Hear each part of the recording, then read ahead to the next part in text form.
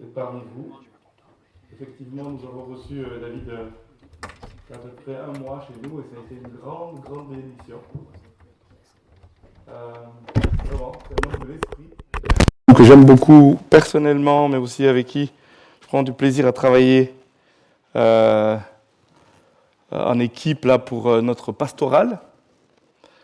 On mange ensemble, on se soutient. Là, je suis touché parce qu'il n'est pas là, parce qu'il traverse quelque chose de difficile.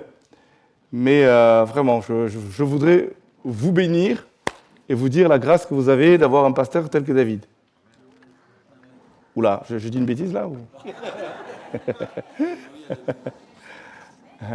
Et j'apprécie beaucoup qu'Hervé me présente un peu comme, finalement, pas quelqu'un d'extérieur. C'est tout à fait le sens de ma prédication. Je suis marié à une merveilleuse femme, nous avons 3 enfants. Ça fait 17 ans que je suis le pasteur de l'église Clé. Et je vois depuis ces années vraiment des choses belles se passer dans notre ville. Je suis venu ce matin avec des amis, Jean-Claude et Françoise. Je voudrais honorer aussi ce matin parce que ça fait des années qu'ils portent le fait que l'église est une église avec un grand E et pas juste les églises locales. Vous savez, ils ont déclaré la guerre à l'église clocher. Ouais. Et je pense que c'est vraiment un message du Seigneur que nous sommes l'église de Montpellier et qu'on doit considérer notre unité en tant qu'église locale, mais aussi notre unité en tant qu'église de Montpellier. Et c'est le message que je porte ce matin. Je suis donc le président de la pastorale, mais vous comprenez que l'esprit dans lequel on est, c'est justement de tisser des liens. Et je vais commencer par cette image. Je ne sais pas si tu peux mettre la première slide. Je ne sais pas si vous connaissez cet homme. C'est un Kenyan, un marathonien, qui s'appelle Eliud Kipchoge. C'est une légende. Il détient le record du monde du marathon, des 42 km, et il l'a fait en plus de 2 heures. 2 heures, 1 minute et quelques. Et puis, il a réussi une chose, il a réussi à accomplir l'exploit de parcourir le marathon en moins de 2 heures. Et en fait, c'était comme un plafond de verre. Personne n'arrivait à traverser cela. Il y est arrivé, c'est une prouesse réalisée en 2019 avec la participation de ses rivaux. On appelle ça des lièvres, vous voyez.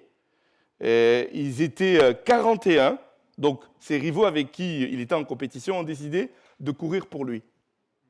Pour qu'il pulvérise, vous savez, ce plafond de verre, on n'arrivait jamais à traverser. Il y est arrivé, et c'est cette image. 1 minute 59, 1 heure 59. Mais vous voyez, tous derrière, ils sont heureux parce qu'ils couraient pour une personne. Ceux qui étaient en compétition ont décidé de s'unir pour soutenir quelqu'un pour que lui y arrive.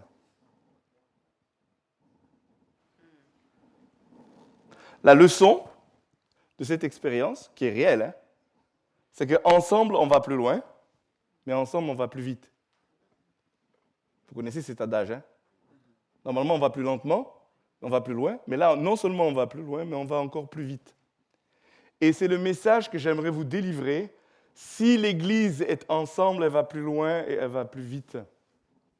Si on n'est plus en compétition les uns envers les autres, on l'a chanté ce matin, mais qu'on se soutient, qu'on développe une vraie unité, qu'on est réellement ensemble, il y a une puissance, une autorité, un impact qu'on ne pourra jamais avoir. Il y a un plafond de verre, là, pour le royaume de Dieu, qui va être pulvérisé si nous nous mettons à courir les uns pour les autres. Se soutenir. Croire que si je suis avec toi, mais réellement avec toi, que je sais ce que c'est être ensemble, être unis, je le sais, je le pratique, c'est intégré en moi, il y a une puissance, une autorité qui nous fait nous dépasser. Et surtout, faire dépasser l'impact du royaume de Dieu, la gloire du nom de Jésus sur cette ville. Si vous êtes avec moi, dites Amen, s'il vous plaît. Amen. Non, mais dites encore Amen, s'il vous plaît. Amen. On va écouter une vidéo, une courte vidéo, de ce qui s'est passé il n'y a pas longtemps dans notre ville.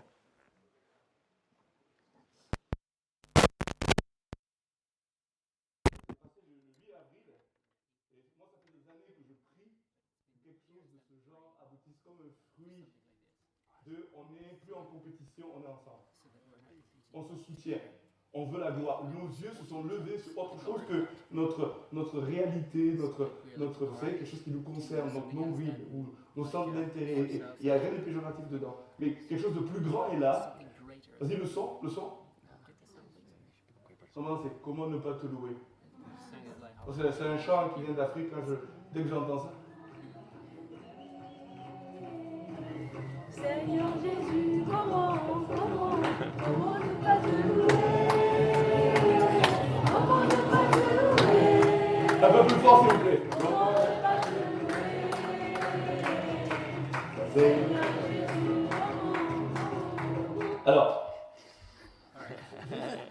comment ne pas le louer quand, après des années de prière, il y a de la liberté, de la simplicité, de la complicité à prier ensemble et puis à les témoigner ensemble. Mais il y a quelque chose de puissant qui s'est passé ce jour-là. Moi, j'ai vu le ciel ouvert. J'avais l'impression de vivre un culte en pleine comédie. Le ciel ouvert où on peut célébrer Dieu, où on n'a pas le sentiment d'être là. J'étais comme à la maison, à la comédie. Et on était tous ensemble en train de danser avec une simplicité de cœur qui est extraordinaire. Extraordinaire. Une joie, une faveur de Dieu. Il y a même eu un article, on ne les avait pas convoqués, mais Actu.fr nous a dit, mais on veut faire un article. 12 églises évangéliques décident ensemble, à Pâques, de célébrer. C'est l'aboutissement d'un processus de relation entre pasteurs autour d'une vision pour la ville. Et depuis 5 ans, vous savez, le CNEF, le Conseil national des évangéliques de France, a une antenne à Montpellier. Et puis cette antenne a décidé de vraiment bâtir quelque chose entre pasteurs, déjà, pour s'apprécier, pour se connaître, pour se reconnaître, pour passer du temps ensemble, devant Dieu. Demain, ici, dans vos locaux, les pasteurs jeûnent et prient pour cette ville. Et ça fait des années que ça dure. Et cet événement a été le fruit, non seulement de pasteurs qui sont ensemble, et je peux vous dire, il y a une vraie relation, il y a une vraie communion. Elle est réelle, elle se bâtit, elle se nourrit. Mais il y a aussi des évangélistes, des responsables d'évangélisation dans les différentes églises qui ont décidé, sans qu'on leur dise quoi que ce soit. Parce que moi, je crois que quand des pasteurs décident d'être ensemble, pas en compétition, mais pour une cause commune, il y a une faveur qui vient et qui va susciter l'élan de personnes qui vont se mettre ensemble pour dire « et si on se soutenait dans nos efforts d'évangélisation sur la comédie ?» Moi, quand j'ai entendu ça, je trouvais ça déjà génial. Mais en plus de ça, ils se mettent à prier, ils vont les uns vers les autres, et puis l'idée est venue, pendant un temps, écoutez bien, pendant un temps de prière ensemble, on est en prière entre pasteurs, en jeûne, en prière, et c'est David qui reçoit la vision de ce qu'on a vécu le 8 avril, où toutes les églises auraient des stands, enfin, Dieu lui parle. Et les évangélistes entendent ça, mais ils disent, mais c'est exactement ce qu'on a à cœur. Et ils se mettent ensemble, ils se préparent. Et ils nous demandent de prier. Je me souviens, on a eu une réunion de prière ici, puis dans nos églises, on a prié. Et puis quand on s'est réunis, pour moi, l'enjeu n'était pas tant de gagner des gens à Jésus ce jour-là, mais de prendre possession, de poser un acte ensemble d'unité spirituelle. Et pour moi, c'est une vraie autorité. Ça a un poids qu'on sous-estime quand nous nous mettons ensemble dans l'unité. Nous le sous-estimons. Et je suis venu vous dire, ouvrons les yeux sur ce qui prend place sur notre ville. Ouvrons les yeux, considérons les temps dans lesquels nous sommes. Moi, il y a 2 mois, j'ai un prêtre qui m'appelle et puis me dit « Ah, j'ai surfé sur Internet, j'ai vu une de tes vidéos YouTube, tu prêchais sur le Saint-Esprit, on aimerait que tu viennes prêcher à Montpellier dans une conférence sur le Saint-Esprit et puis que tu viennes nous enseigner. On veut apprendre. On se connaît, bon, il est voisin, hein, il a une paroisse dans le quartier où nous sommes. Je suis venu, j'ai vu la présence de Dieu, la faveur de Dieu de manière extraordinaire. Une ouverture, une attente que quelque chose se passe. J'étais choqué. Vous savez, moi, ça ne m'est pas beaucoup arrivé de prêcher chez les catholiques, mais ils ont soif de Dieu. Vous savez, il y a des frères et sœurs catholiques qui seront au ciel. Est-ce que je peux entendre Amen, s'il vous plaît? Moi, je le crois. Moi, je le crois. Et le Seigneur nous demande d'accepter de nous connecter à d'autres, de ceux qui lui appartiennent dans cette ville. Et d'être unis à eux en s'attendant que parce qu'on est unis, il y a une puissance, une autorité qui nous dépasse. Moi, je le crois. Je le crois. C'est le temps d'accomplir la mission, mais ensemble. On a une mission, on connaît la grande commission. Allez, faites de toutes les nations des disciples. Ok, tout ça c'est très très clair. Mais je crois que ce que le Seigneur est en train de nous dire, c'est de le faire, mais ensemble. Le message, c'est oui à la commission. Et on va lire, donne-moi la prochaine slide, on va lire Jean 17. Jean 17 est pour moi un chapitre comme si je rentrais dans le Saint des Saints. C'est un chapitre particulier. Il est à part. Jésus prie et on a ce qu'il dit à Dieu. Alors que, vous savez, la Bible cite plusieurs reprises que Jésus prie, mais on ne sait pas ce qu'il dit à Dieu. C'est le seul chapitre où on a les détails de ce que Jésus dit à Dieu. L'intimité de Jésus. Il nous est dit de Jésus qu'il est dans le sein du Père, il est dans l'intimité du Père, dans les entrailles du cœur du Père. Il est sorti des entrailles du cœur du Père et il est venu nous faire connaître le Père. Et là, on rentre dans l'intimité de ce que Jésus est en train de vivre dans l'intimité. Et c'est une discussion. On ne sent pas une prière mécanique ou je ne sais quoi. Il parle à Dieu comme il parle à un ami très très proche. Ses entrailles sont là, son intimité sont là. Et je voudrais nous inviter à rentrer dans le Saint des Saints, comprenez l'image. L'intimité du cœur de Jésus, qui est en train de parler au cœur du Père. Et il est là en train de demander des choses, mais moi qui me bouleverse, c'est-à-dire, pourquoi c'est le Saint des Saints pour moi? C'est que Jésus a une foi, il dit lui-même, le Père l'exauce toujours. Cette prière sera exaucée. Et je voudrais dire, dans la foi, elle est en train d'être exaucée. Dites Amen, s'il vous plaît. Prêchez avec moi ce matin. Elle est en train d'être... Jésus prie. Et ce qu'il prie, c'est une fenêtre ouverte. On peut rentrer dedans, enlever nos chaussures, s'asseoir dans le cœur de Jésus, qui est en train de demander quoi? L'unité. Et il y croit. Et nous invite à rentrer dans cette intimité. Si nous ne sommes pas unis à lui, si nous ne comprenons pas son cœur et ses entrailles, si nous saisissons... On a chanté ce matin, montre-nous ta peine, partage-nous ta peine. Si nous ne communions pas avec lui, on va vivre la Sainte Seine après cette prédication. Mais c'est la communion de ses souffrances. C'est la communion de ce qui brûle dans son cœur. Et ce qui brûle dans son cœur, c'est de voir la division. C'est de voir l'Église dans la faiblesse. Pourquoi? Parce qu'elle est isolée. Elle ne saisit pas l'importance des temps où nous sommes, où il faut se rassembler. Il faut entendre le cœur de Jésus, le cœur du Père, et se laisser toucher par cette intimité, cette union profonde. C'est des paroles tellement fortes. Je leur ai donné la gloire que tu m'as donnée afin qu'ils soient un, comme nous sommes un. Moi en eux, toi en moi. Afin qu'ils soient parfaitement un. Pourquoi? Pour que le monde connaisse que tu m'as envoyé, que tu les as aimés comme tu m'as aimé.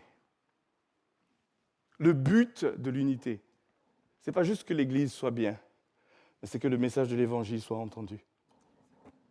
Que le monde ne peut pas savoir, connaître, croire, si nous ne vivons pas l'intimité avec lui et l'intimité les uns avec les autres. La crédibilité du message de l'Évangile passe par le fait que nous réussissions à vivre l'unité. Si nous ne vivons pas l'unité, mais l'unité, ce n'est pas une unité juste qu'on doit produire nous-mêmes. C'est ce que Jésus prie, qu'à un moment donné, il y ait une œuvre telle d'association, d'union, de communion avec le Père et le Fils, telle. C'est tellement crédible, c'est tellement sérieux, c'est tellement pris au sérieux, c'est tellement incarné que le message se lit et se reçoit. L'évangile n'est pas crédible si nous ne sommes pas ensemble. Vous me suivez là? L'évangile n'est pas crédible s'il n'y a pas une réalité d'unité, mais qui est une œuvre surnaturelle, spirituelle. Quand il prie comme ça, il est en train de prier pour la venue de l'Esprit, c'est sûr. On est dans Jean, il dit, écoutez, il est avantageux que je m'en aille. Le Paraclète, il vient, un autre moi vient. Et quand il viendra, qu'est-ce qu'il produira? Il produira l'union. Il produira l'union, la communion avec celui qui est en haut. Vous allez adorer le Père en esprit et en vérité. Mais vous allez être unis. Qu'est-ce que produit la Pentecôte? On va bientôt vu la Pentecôte. Qu'est-ce que produit la Pentecôte? Ils se mettent à mettre tout en commun.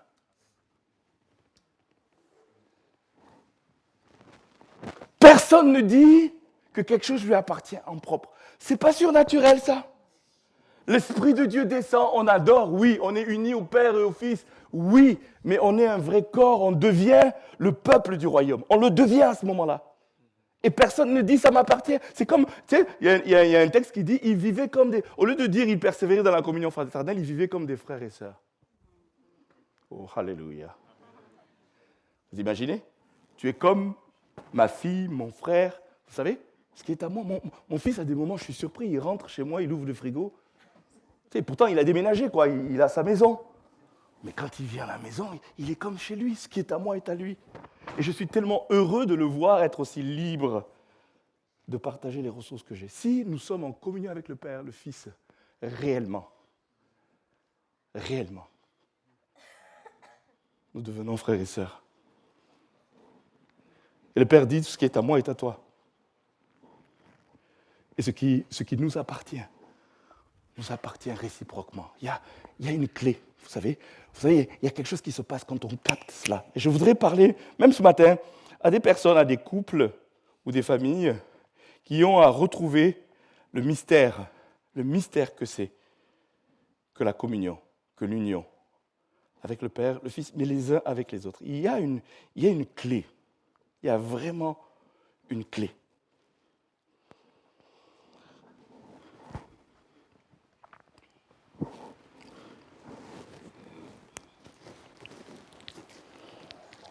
Vous savez, la Trinité, c'est 3 personnes en un. C'est le mystère pour moi le plus extraordinaire à appréhender dans la parole. 3 personnes qui sont tout le temps en accord. C'est pas un miracle, ça? Permanent. Un miracle permanent. Et l'un des attributs de Dieu, quel est l'attribut de Dieu? Je vais vous poser des questions ce matin. Quel est l'attribut de Dieu? Quel est le premier attribut de Dieu pour vous? Hein? Ah, l'amour, pas mal. Un autre? La sainteté. Qui a dit la sainteté? Sa sainteté. Le premier attribut, c'est la sainteté. D'ailleurs, quand Dieu parle à Israël, il dit « Écoute Israël, l'Éternel, notre Dieu, est... » Il est saint, il est le seul, mais il est un. Le terme, c'est qu'il est un. Et je voudrais vous proposer ce matin que l'unité de Dieu, c'est sa sainteté.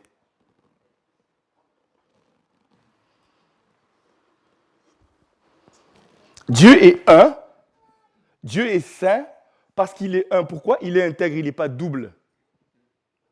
Il n'est pas un jour quelqu'un, et puis où il dit quelque chose un jour, il dit autre chose demain. Il est toujours le même, il est un.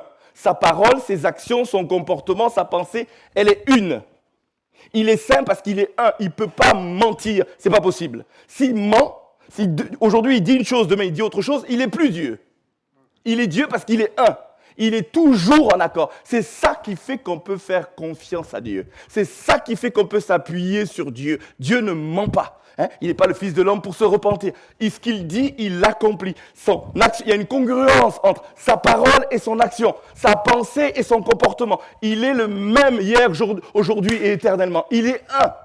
Il est saint. C'est ça qui fait qu'il est saint. Et quand Dieu nous demande d'être saint, il nous demande d'avoir de la congruence, c'est-à-dire ce que tu dis doit s'accompagner sur ce que tu fais, doit être cohérent. Quelqu'un qui est cohérent, il est toujours le même, il est saint. Vous me suivez là? Quand on poursuit l'unité, on poursuit quelque chose qui ressemble à Dieu. On veut rentrer dans sa communion. On veut rentrer dans le fait qu'ils sont toujours en accord. On veut rentrer dans le fait qu'ils soient crédibles. Leur parole est crédible. Elle est éprouvée. Ils ne trompent pas. Il est vérité. Et si nous vivons l'unité, la crédibilité de l'Évangile. Vous savez, les gens vont croire à l'Évangile parce que nous allons l'incarner. Parce que nous allons le vivre, parce qu'on va être congruent, parce qu'on va être en accord, parce qu'on va être un. Pourquoi? Parce que la parole comporte, les actions comportent, la réalité de l'amour qu'on annonce de l'Évangile. C'est suivi des faits. Allô? C'est suivi des faits. C'est suivi des faits. On paye le prix de l'unité, on défend l'unité. Mais c'est surtout que ce qu'on dit qu'on est, le corps de Christ, c'est suivi des faits et les actes qui l'accompagnent. Nous sommes un. Soyez saints. Soyez un. Et je voudrais dire, il y a des familles ici qui doivent apprendre le mystère de l'unité. Un couple uni a une autorité spirituelle qu'elle n'aura pas si elle n'est pas unie. L'accord, le principe de l'accord, c'est une vraie clé. Vous Vous savez, souvent on peut dire, ah, mais tu sais, l'homme, c'est le chef de la femme. Très bien. Mais l'enjeu de tout ça, c'est être chef, pourquoi? Pour être uni. Si un couple est uni, il a une autorité spirituelle sur ses enfants, sur tout ce que vous avez, parce que vous êtes unis, vous cherchez l'unité. Vous cherchez à vous accorder au Père, mais vous cherchez à vous accorder les uns les autres. Ce temps de Sainte Seine qu'on va vivre, c'est un temps où on va vivre et déclarer notre communion avec le Père, mais notre communion les uns avec les autres. Notre communion avec les autres assemblées. Seul, on ne peut pas y arriver. Ensemble, on est meilleur. Ensemble, on est plus fort. C'est là la réalité du message de l'Évangile. Il nous invite dans cette intimité. Et très souvent, on est barré à défendre nos opinions, on est barré à défendre nos points de vue, et c'est très la chair qui prend le dessus, la pensée humaine qui prend le dessus. Et je vois ceci se développer au milieu de nous, et c'est tellement encourageant, tellement encourageant. Alléluia. Amen. Alléluia. On dit, vous connaissez cette image de la synergie. Un cheval, il peut tracter une tonne, 2 chevaux, 8 tonnes. D'accord? Individuellement, ils vont faire une. Donc, il y a 6 tonnes qui sont portées par leur synergie.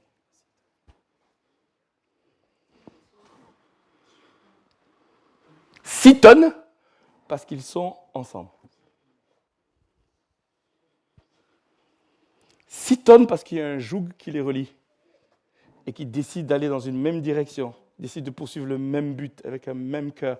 Si l'Église primitive a eu autant d'impact, parce qu'ils ont vécu cette union, cette synergie. L'Évangile a eu de l'impact parce qu'on a choisi de payer le prix d'être unis. Et si vous lisez les actes, on peut le lire en disant, à chaque étape où cette union a été attaquée, ils ont trouvé la bonne solution pour rester unis. Je ne sais pas si vous me suivez là. On peut lire les actes en disant, ils ont réussi à préserver l'unité à chaque étape. Et pourtant, ils ont été éprouvés. Hein. Ils ont été persécutés. Il y a eu Ananias et Saphira qui ont voulu faire ceci, puis faire cela. À chaque fois, il y avait des réponses, des solutions pour qu'ils préservent l'unité. Je vous supplie de préserver l'unité. Pourquoi? Il y a les 6 tonnes surnaturelles. Le ciel se met à porter 6 tonnes que toi, tu ne peux pas porter. C'est un miracle. Ça vient du mystère de l'unité. Ça vient du mystère que Dieu est un. Et à chaque fois que quelque chose s'approche de l'unité, il y a une force, il y a une grâce qui descend d'en haut. Il y a quelque chose que nous ne pouvons pas faire par nos propres forces. On veut vivre le réveil, on a prié, on a chanté, on veut vivre le réveil. Mais ce réveil, il ne vient que parce qu'il y a la mesure de la force d'en haut, l'esprit qui ne nous rend pas timides, qui nous donne de la force. Cette force, elle vient de cette unité, de cette humilité.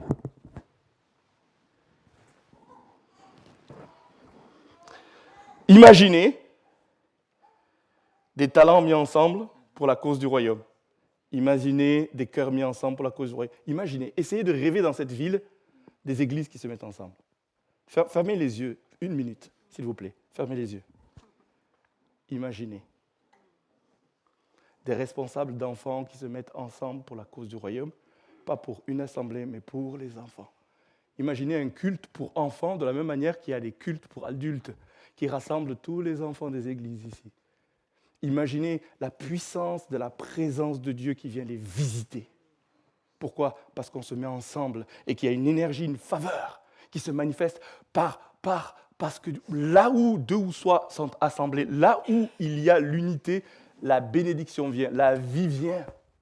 C'est de Dieu, c'est sa parole, c'est sa volonté. Ça vient là où il y a du plaisir à être ensemble. Imaginez à Noël de l'évangélisation qui viendrait d'un peuple qui comprend la clé de l'unité, qui paye le prix de l'unité. Imaginez des réunions de prière où on a saisi, où on a compris qu'il fallait fléchir le genou et crier à Dieu pour que le ciel s'ouvre, que la faveur de Dieu vienne non seulement nous visiter, mais visiter cette ville. Imaginez ce que ça peut donner par l'œuvre du Saint-Esprit. Imaginez-le. Que les barrières, les murs des églises tombent. Imaginez. C'est ce que Dieu veut faire. Rien, vous pouvez ouvrir les yeux, rien n'est impossible à ceux qui décident de se mettre ensemble.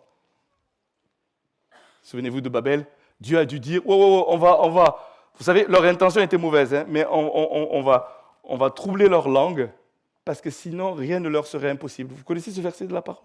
C'est troublant. Dieu dit, il faut arrêter ça, parce que s'ils y arrivent, ils arriveront jusqu'au ciel. Leur rébellion va se manifester. Pourquoi? Parce qu'ils sont unis derrière un même but. Si on peut le faire dans la chair, imaginez ce que ça peut donner dans l'esprit. Oh, alléluia. Oh, est-ce qu'on peut dire alléluia? Est-ce qu'on peut dire alléluia? Ce rêve-là, moi, j'y crois. De la même manière que Jésus y croit quand il prie. Il faut de la foi, là. Pour déplacer les montagnes avec l'humain et son cœur tortueux, il faut de la foi.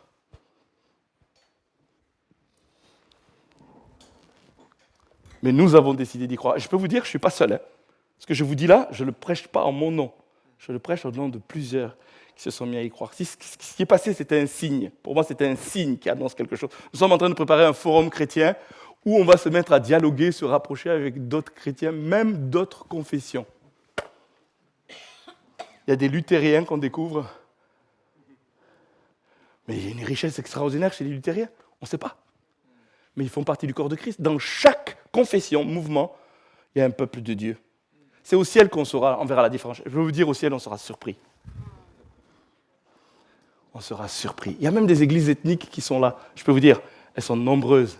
Il y a des belles choses qui s'y passent. Oui, on n'est pas d'accord avec tout, mais il suffit de dire, ah, écoute, tu es mon frère, tu pries, tu as la même vision de voir des gens gagner à Jésus. Ce qui m'importe, c'est ça. Et on va se mettre ensemble. C'est des moments où il y a la faveur de Dieu, moi je le crois. Alors, je vais juste lire encore le prochain texte. On est toujours dans Jean 17. Et puis Jésus... Ah, je voudrais bien un peu d'eau à boire. Je ne sais pas si c'est possible d'avoir.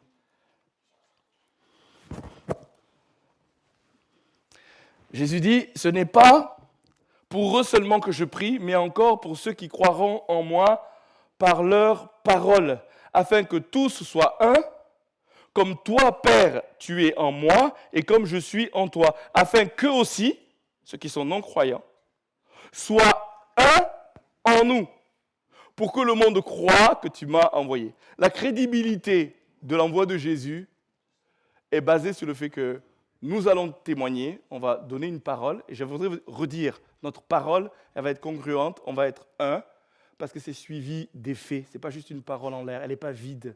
Elle a de la substance, parce qu'on est fidèle à ce qu'on dit. On est fidèle à ce qu'on croit. Tu crois que tu es le corps de Christ, mais la réalité dit autre chose. En fait, vous savez, l'une des choses qui contrarie le plus le monde pour venir à Jésus, vous savez, c'est quoi? C'est le manque d'authenticité et l'hypocrisie des croyants. Vous me suivez là? Ça veut dire, ils disent une chose, ils font autre chose. Ils ne sont pas saints, ils ne sont pas un, ils ne sont pas unis. Et si ça est travaillé, si on se repent, franchement, il y a de quoi se repentir, parce que l'enjeu, c'est le message de l'Évangile. Est-ce qu'on est d'accord là? L'enjeu, c'est ce qui se passe. En dehors, Jésus, il est en train de prier dans Jean 17, il dit, ok, je prie pour eux, mais ce qui m'importe, c'est ce qui va se passer au travers de leurs paroles. Sanctifie-les, qu'ils soient un, d'accord? Et qu'ils soient mis à part, et qu'ainsi, leur parole ait de l'autorité parce qu'ils sont un. Parce qu'ils sont rentrés dans l'intimité du Père. Merci beaucoup. Tu ne perds pas ta récompense. Hein, c'est ce que la parole dit. Hein? Tu ne perds pas ta récompense.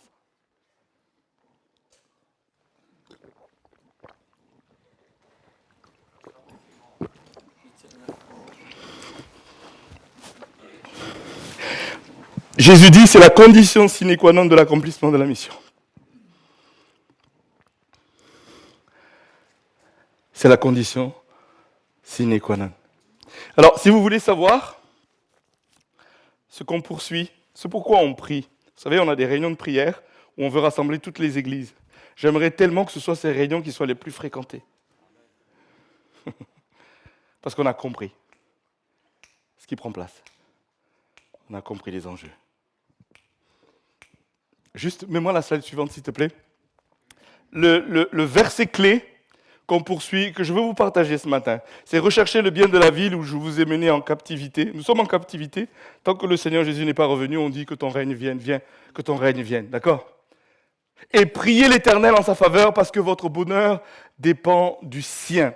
On a compris que si on n'est pas concerné par la ville, il y a une faveur qui vient. Si nous ne nous unissons pas pour prier en faveur de cette ville, prier les uns avec les autres, mais en comprenant les enjeux, il y a un impact. Nous sommes là pour une mission. Nous sommes là pour vraiment être la lumière et le sel de la terre ici dans cette ville. Mais nous devons le faire ensemble. Et le Seigneur est en train de s'adresser à l'ensemble des églises. Vous savez, dans le Nouveau Testament, l'église d'Éphèse, c'était plusieurs communautés, mais on s'adressait à l'église d'Éphèse. J'aimerais que nous recevions du Seigneur qui s'adresse à son église, mais qu'on quitte le clocher de mon église, c'est mon église locale qui s'appelle En Chemin. Je ne sais pas si vous me suivez là. L'église de Montpellier. Il y a un élargissement. Nous avons des frères et sœurs qu'on va considérer, qu'on va s'élargir pour les aimer, pour les accueillir. Vous êtes nos frères et nos sœurs. Moi, aujourd'hui, dans mon cœur, et Hervé, ce qu'il a fait, moi je crois que c'est vraiment prophétique, ça m'a touché. Il dit, mais t'es à la maison, on n'a pas besoin de faire des chichis, on est entre nous. Je dis, oh, mon ami, il ne faut pas trop me le dire. Hein. Parce que c'est déjà dans mon cœur. C'est déjà dans mon cœur. Et je voudrais que vraiment tout le monde capte l'importance de se retrouver. Prier, c'est la première des choses. Prier l'Éternel en sa faveur. On est au-delà de nos besoins là. On veut voir le règne de Dieu se manifester. On parle de réveil. On veut voir la puissance de Dieu et l'impact de l'Évangile avec la dimension de la synergie. On peut faire un effort tout seul, même en tant qu'assemblée, mais si on se met avec les autres, et ça concerne l'évangélisation, mais ça concerne tellement de choses qui vont nous conduire à penser autrement. C'est un changement de paradigme. Ensemble. Ensemble, pour la mission. La grande mission, mais la grande collaboration. Ça ne s'invente pas, ça ne se décrète pas comme ça. C'est une œuvre de l'Esprit. C'est pourquoi il nous faut prier. Ce n'est pas juste, on se lève, demain on se retrouve, mais si on faisait ceci, si on faisait cela. Non, ça naît d'un enfantement de prière. Prier l'Éternel en sa faveur de cette ville, mais ça veut déjà dire, Seigneur, nous venons nous repentir et changer de mentalité, nous venons nous rassembler, nous tenir devant toi, te demander pardon, viens nous purifier, mais donne-nous d'être élargis et de lever les yeux vers la moisson et d'être concernés tellement par cela, comme tu l'es dans cette prière d'intimité. Il est en intimité avec le Père, il prie avec ses disciples, pour ses disciples, mais son cœur est pour ceux qui ne le connaissent pas.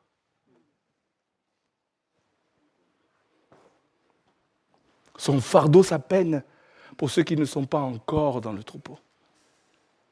Et ça demande la prière. Et le Saint-Esprit dit, viens intercéder. Viens fléchir le genou. La prière, je suis en train de découvrir que c'est une clé merveilleuse, c'est une intention de Dieu. C'est par la prière que les choses se passent. J'ai même lu un homme de Dieu qui a dit, Dieu ne fait rien si ce n'est en réponse à la prière. C'est fort ça quand même de dire. Dieu ne fait rien s'il n'y a pas quelqu'un qui a fléchi le genou. Il passe toujours par un humain qui se tourne vers Dieu, qui frappe, qui demande, et le ciel s'ouvre parce que quelqu'un a capté, quelqu'un a saisi. Et cette ville a besoin d'intercesseurs. Je suis venu sonner de la trompette pour dire, oh, est-ce qu'il y a un homme qui veut se tenir à la brèche et supplier Dieu en faveur de cette ville? Et dire, Seigneur, nous voulons que tu nous envoies les perdus. Envoie le fardeau pour ceux qui ne te connaissent pas. Et on ne va pas le faire tout seul, on ne va pas y arriver tout seul, mais on veut le faire ensemble. Et Seigneur, je prie, toi-même, rassemble cette armée qui se tient debout dans l'adoration, mais aussi dans l'intercession, pour que le salut se manifeste. Alléluia, pour que le salut se manifeste. Et du coup, dans cette préoccupation de rechercher le bien de la ville, ça veut dire quoi? Ça veut dire aussi des œuvres. On va prier, ça c'est la première des réponses. Et on va proposer 3 dates chaque année, et on propose 3 dates chaque année. J'aimerais tellement que nos églises se rassemblent et prient. Ça c'est la première des choses. Mais le Seigneur va nous conduire ensemble à trouver des réponses à des besoins de cette ville. Vous savez qu'il y a des besoins dans cette ville? Oh, il y a des besoins. Ah, je vous dis, il y a des besoins. Et on ne peut pas fonctionner comme dans la parabole du Samaritain, puis être tellement des Lévites et des sacrificateurs qu'on enjambe. On enjambe et on va prier. On enjambe, on va rendre un culte. Comme sacrificateur, comme Lévite. Alors qu'il nous dit, arrête-toi, cette ville est en souffrance. Il y a des choses à donner, mais faisons-le ensemble. Nous, seuls, on n'aura pas les ressources. Mais imaginez les ressources mises ensemble pour répondre à ceux qui sont meurtris dans cette ville, de manière concrète. Dans la dynamique de la pastorale, on a des rendez-vous avec la mairie de Montpellier, le chef de cabinet. Et puis, régulièrement, dans la conversation, ils réalisent qu'il y a des ressources, il y a des cœurs, il y a des gens qui sont concernés par la ville. Et puis, on en vient à dire quels sont les besoins. Ils nous parlent du quartier Montebello. Vous savez que le quartier Montebello, c'est là où il y a la drogue qui circule et que vraiment, c'est terrible ce qui se passe là-bas. Ils sont débordés, ils ne savent pas comment... vous savez, c'est un quartier de gitans.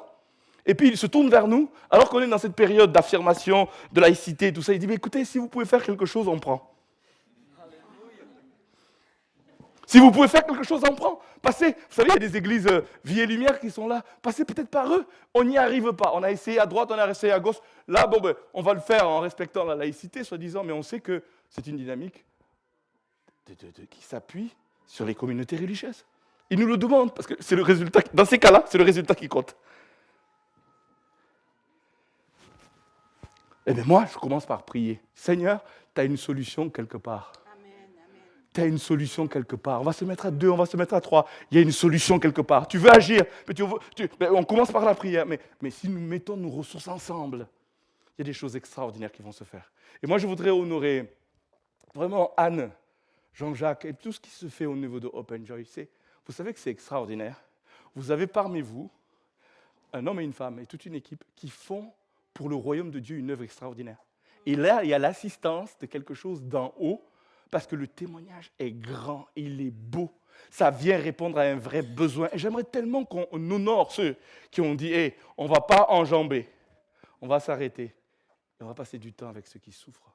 C'est ça l'évangile.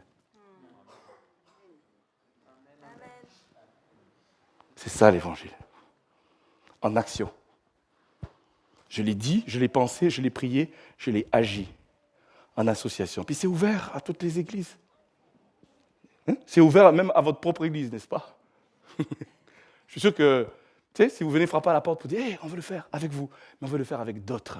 On veut le faire avec d'autres assemblées, mettre nos ressources. Et puis si on lui donne nos 5 pains, nos 2 poissons, le Seigneur le prend, il rend grâce. Oh, tu ne perds pas ta récompense. Je vais finir, avant qu'on prenne la scène, en parlant d'un exercice qu'on a fait dans notre pastorale. Passe-moi la slide suivante, s'il te plaît.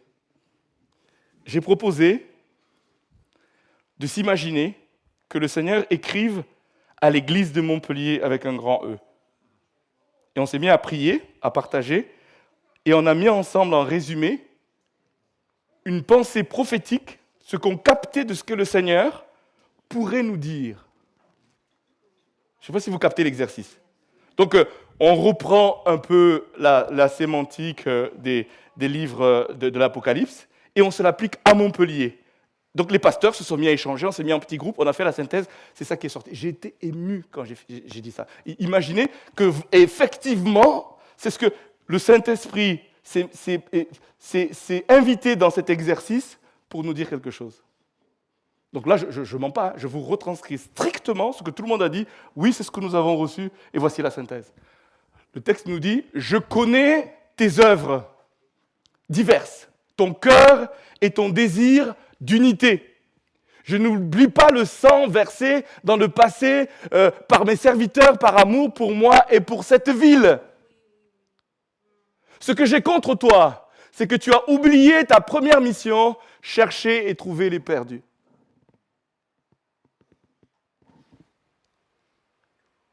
Vous m'aimez, alors aimez-vous les uns les autres sans concurrence. Travaillez ensemble.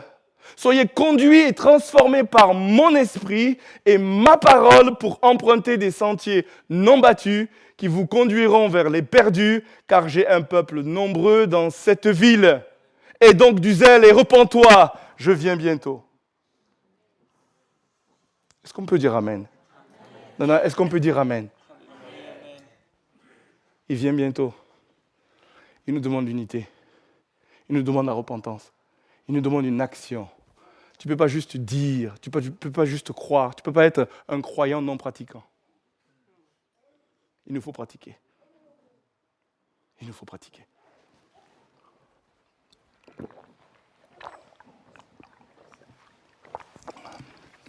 Je vous invite à la table du Seigneur.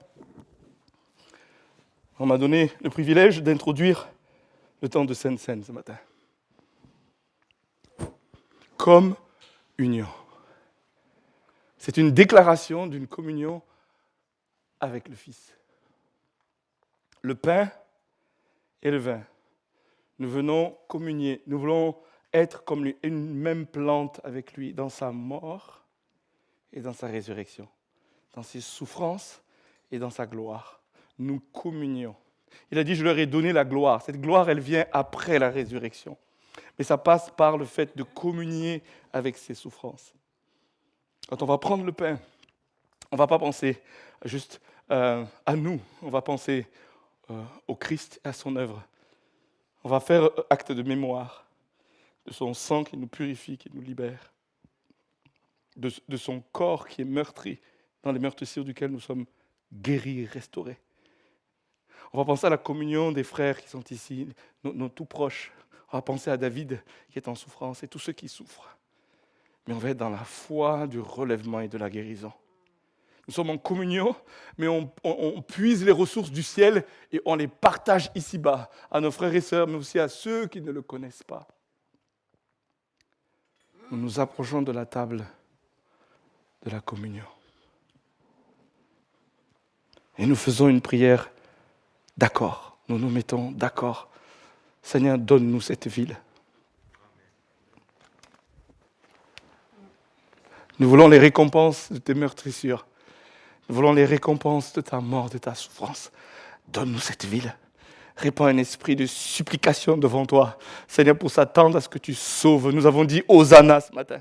Sauve de grâce, sauve comme lorsque tu es rentré dans Jérusalem. Nous te voyons comme le roi qui fait son entrée et Seigneur qui vient pour manifester le salut, la guérison, le relèvement. Seigneur, des cœurs brisés, nous supplions que tu répandes cet esprit pour se tenir devant toi et croire. Tu es celui qui a été envoyé pour délivrer. Tu es celui qui a été envoyé pour sauver. Ton sang est la rançon pour un grand nombre.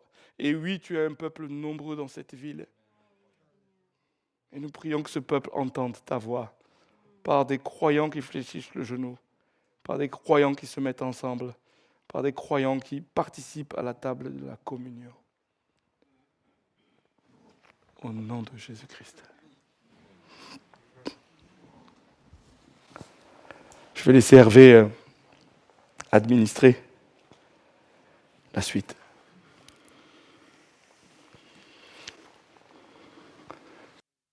Prenons une minute pour accueillir la parole de Dieu. Ce que l'Esprit dit dans vos cœurs. Je sais qu'il y en a qui doivent vivre des réconciliations, abandonner l'opinion, la conviction personnelle, sacrifier ces choses pour l'unité, pour gagner son frère, sacrifier, renoncer à soi pour la cause de l'Évangile.